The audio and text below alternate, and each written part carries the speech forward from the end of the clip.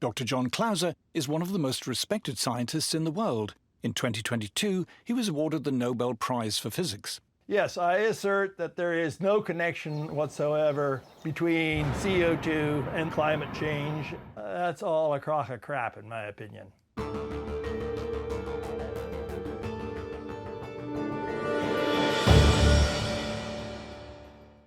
Well, sorry for the sunglasses. I've had an eyelid operation because my droopy eyelids were actually interfering with my vision. So at the moment, if I take them off, it's a bit Frankenstein-y.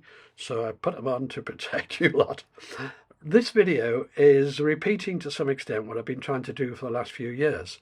What has become apparent is not everyone understands the science here on CO2. And this is what the video is about. And in this video, I try to do it in a different way to explain it. I'm trying to also leave nothing to the imagination. I'm trying to explain every little bit of the argument, if you like. So strap up, as it were, and let's take a look at Earth and the effect of CO2. We will first imagine an Earth without any atmosphere at all. The sun heats the Earth with mainly shortwave radiation. But that heat leaves the Earth as infrared radiation. Now, using an infrared camera, we can see this infrared radiation, and it comes out in all different colours according to the temperature that's being emitted. And that, in effect, is the frequency of the wavelength that's being emitted. The Earth is no different. We can actually look at the Earth from space and pick up its infrared signal. We do that with satellites. We can measure how much heat is leaving the Earth and at what frequency it's coming out as radiation. And this is what it looks like. That red area is the amount of heat we're losing to space. And don't forget, we haven't got any atmosphere at the moment. This is without any atmosphere. And that's how much heat would be lost to space. And as you can see, in the 500 to 600 range, there's a peak here. You get far more heat loss in that range of frequency than you do further down towards the 2000s. These are all at different frequencies.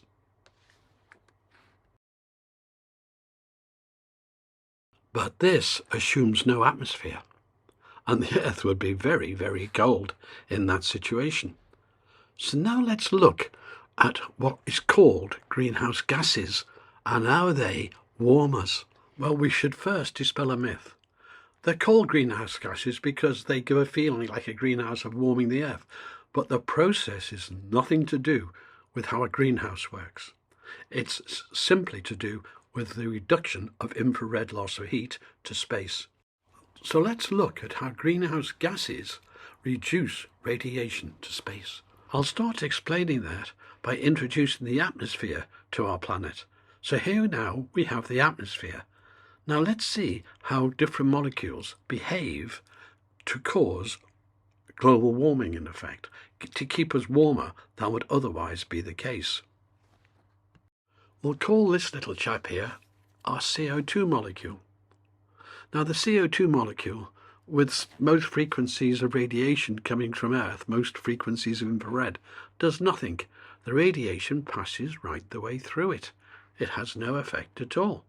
But at certain frequencies, it becomes excited, gets very excited, dances around, captures the infrared for a tiny, tiny amount of time, and then expels it off in all directions.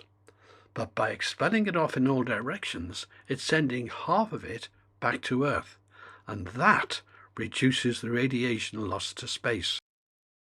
So what is called the greenhouse effect is simply a reduction in the infrared radiation we lose to space.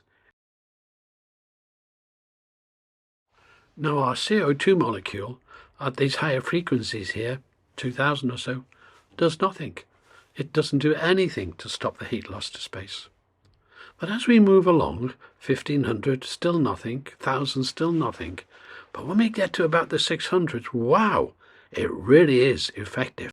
So the CO2 molecule dancing sends half the radiation it grabs back to Earth and then puts a hole in that red curve.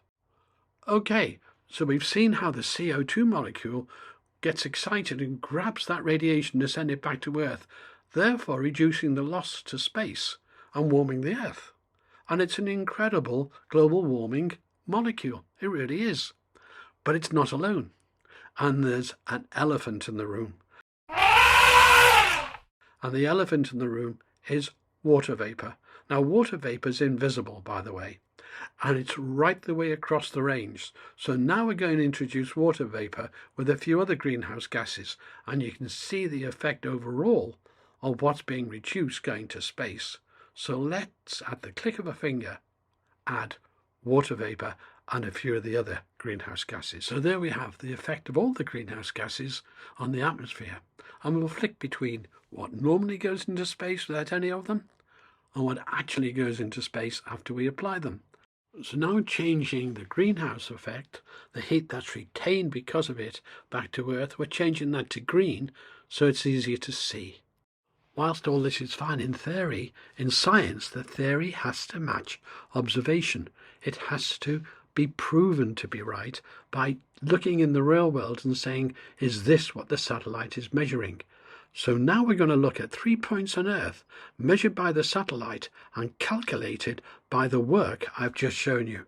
The curves are different in each place because there's different aspects to each place, but the theory can be applied anywhere in the world. And the 3 areas we're taking are the Sahara, the Mediterranean and the Antarctic. So let's look at what the satellites showed us.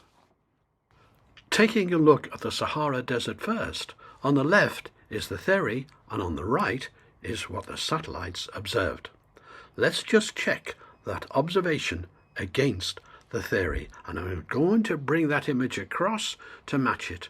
The matching is remarkable. This is proof that the theory is correct. And exactly the same applies to the Mediterranean. And by the way, it's the shape of the curve that matters here.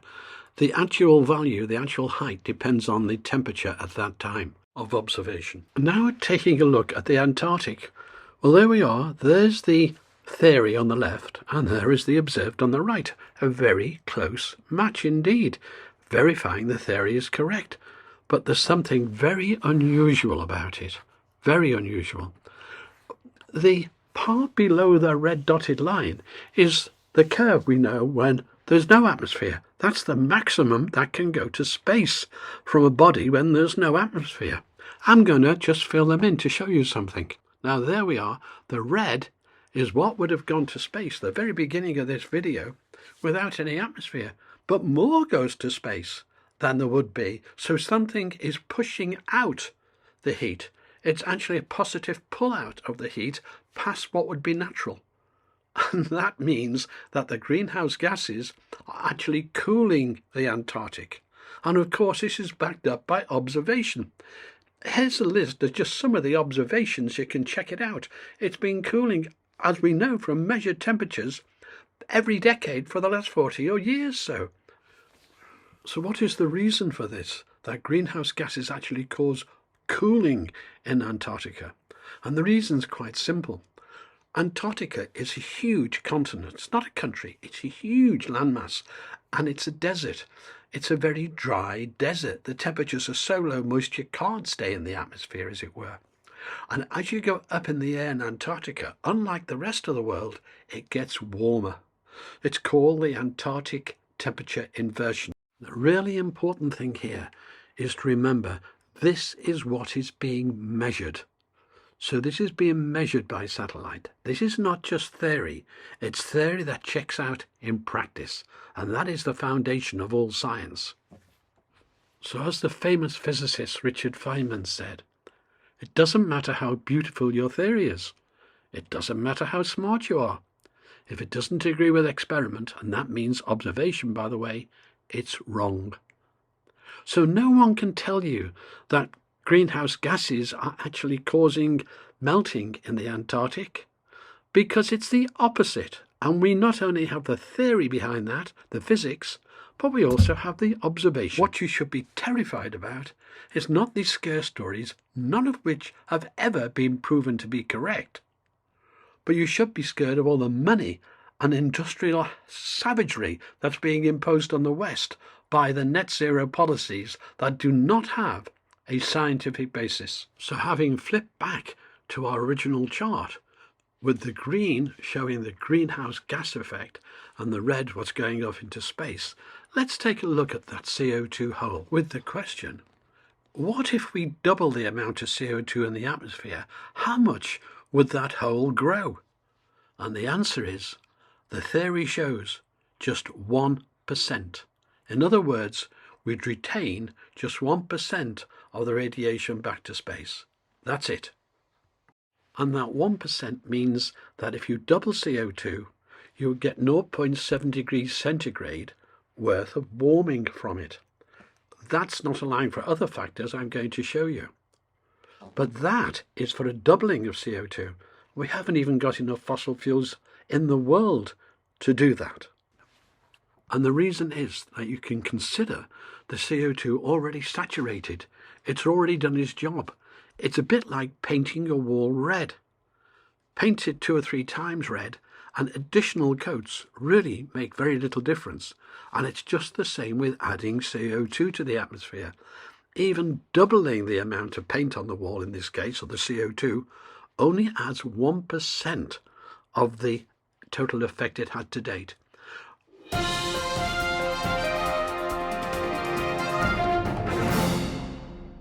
That's right. The alarmists and realists do agree on the science I've shown you so far. So if that's the case, why the alarm from the alarmists? Why are they predicting a much warmer future than that 0.7? And the answer lies in what they call the feedback. And that I will now explain. We'll first look at what they've got to say explaining the water vapour feedback loop.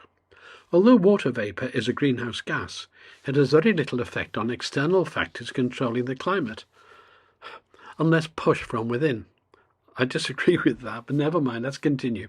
If the atmosphere starts to warm, the amount of water vapour in the atmosphere will increase. That is true. This will then slowly increase the greenhouse effect, reducing the amount of heat available to escape from Earth. That is untrue.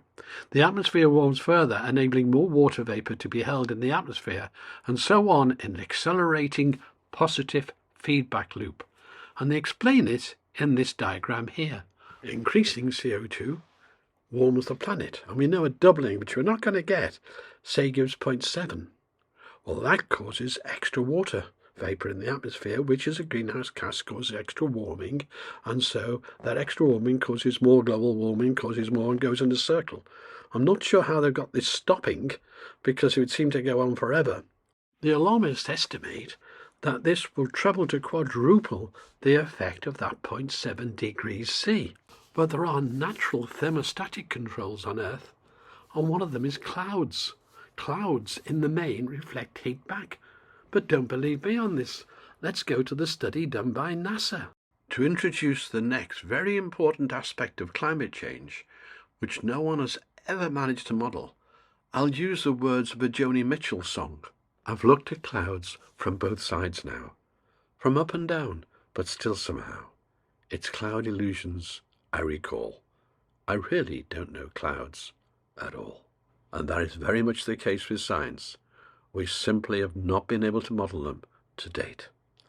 All we can do is look at both sides of them and draw some general conclusions.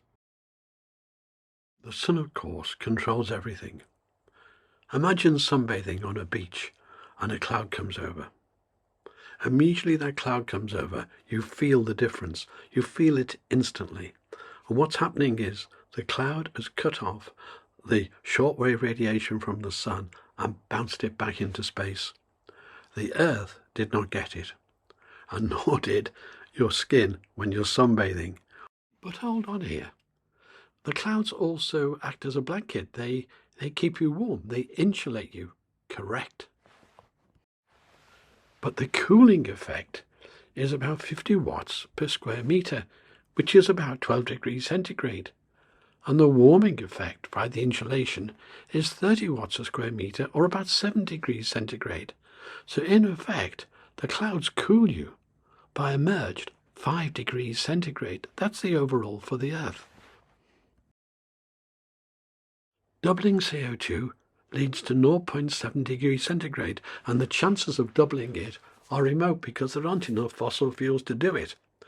But clouds are over 7 times more powerful than the doubling of CO2. Now, one study by NASA, based on nearly a decade of satellite data, estimated that about 67% of the Earth's surface is typically covered by clouds. This is especially the case over the oceans, where other research shows less than 10% of the sky is completely clear of clouds at any one time. So more warming can create more water vapor, correct? But also more clouds, and these are the natural thermostat of the Earth. These control and limit that runaway effect, that feedback.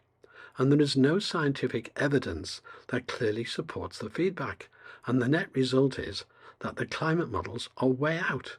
And don't forget, climate models are just opinions.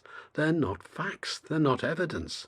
They're just pointers to how a model would work if it was right. So let's look at the natural temperature rise there has been since 1979, measured by satellites all over the Earth, the most accurate measure of temperatures, and compare that to the models. Well, this graph has along the horizontal scale the dates, and on the vertical scale a range in centigrade from -0.5 degree centigrade to +2 degrees centigrade. So the entire range is only 2.5 degrees centigrade. So here we have the green line. The green line, please note there are cycles in it, is the observed temperatures by satellite recording from NASA satellites.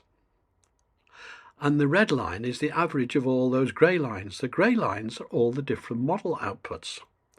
Now you can see the huge variety here in outputs from the different models. There's nothing settled about model science.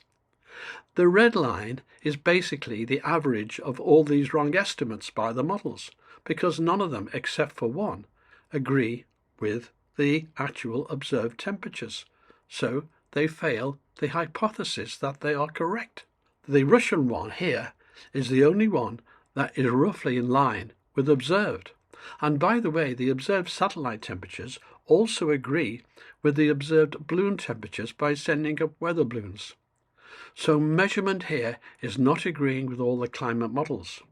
And generally all that bunch of climate models there, which the IPCC take the most alarming of, by the way, to scare you, all those models there allow for around 3 times the heating because of the feedback caused by the retained radiation I showed you, by that 1% retained radiation. So observed data from both satellite and weather balloon do not agree with any of the climate models, with that one exception of the Russian. It may be of interest to note that just recently I gave a talk in a committee room in the UK Parliament and featured the basis of this video in it. And after my talk, Viscount Monkton stood up and pointed out that he'd gone to Russia and explained the simple division mistake that the modelers had made in assessing the feedback, and they put it right and hence adjusted it back to rough agreement with the satellite and balloon observations. I did not know about that when I gave my talk, but it was a good segue into Viscount Monkton's talk. Well, it's now time to take a look at scary methane, that substance that 30 times or maybe 100 times more powerful than CO2, that can escape and destroy everything. So let's look at what a doubling of methane would do. The methane molecule acts just like the CO2 molecule, but it gets excited at a very different frequency, a much higher one. And it's in this pink band here where the methane molecule is excited. And straight away you can see it's limited by the extent, by the height of the possible emission. But what we're going to do now is dive in. We'll first look at how much the existing methane in the atmosphere contributes to global warming. How much radiation does that hold back? And the answer is in this coloured blue area here. It is tiny. It's not a significant amount today that it's holding back in terms of radiation. But if you double the CH4, if you double the methane, what happens then? Well, it's the difference between the black line and the red line. The tiny areas between those. It is so small that it's insignificant. The scare story about methane is based on flawed science. It's as simple as that.